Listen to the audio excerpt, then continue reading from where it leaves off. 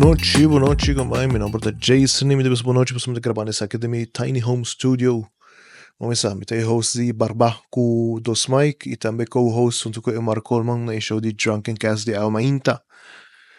Vou aqui dizer um pouco rato de Barbá Cu Dos Mic, que é show mais novo com nosso release, qual tá basically conversations que nós have com ainda não tem história interessante para contar.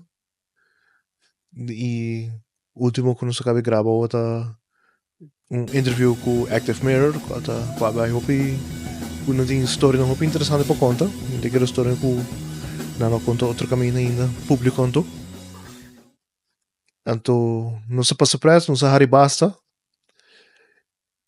E que depende de você, tá editing cabo, você também sali hopi soon depois que episode aqui de Barbá Cu Un Mic sali. Então nós vamos release of course riba nos YouTube channel de AweMainta, riba Spotify de AweMainta, então também riba Instagram de AweMainta e Instagram de Barbá Cu Dos Mic miss. E nós vamos aqui announcement e release date. Yeah, obviously full episode po ba riba pero nós vamos link nang si pa nobo po aqui full. Of escuchele.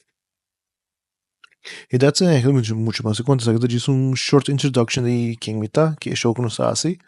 E isso de Barbá Cu Un Mic, me tá planning para release mais info de que tá passando no behind the scenes, upcoming shows, promotion para outro show, então portar com um tópico não portar nos na papia de gênero de show não, então tá interessante para pedir, então vai aqui não. Então se você escuta o som de na hora, você nós tem para guinea pigs coreano que bom, então onde na cabe core vai trazer file, então se nos som de trás não.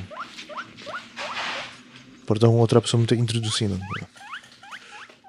Se não comportar. Bem, off top que eu estou. E that's it, I não muito mais conta. Espero que você enjoy o que nós vai produce, o que nós sali, que é pending, então se você nos me interview para com Barbá Cu Dos Mic, let me know, contact AweMainta e nós vamos make it happen.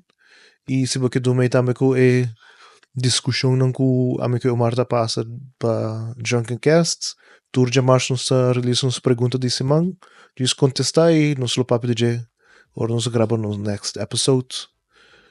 E that's it. My name is Barbá Cu Dos Mic, do nome é outro.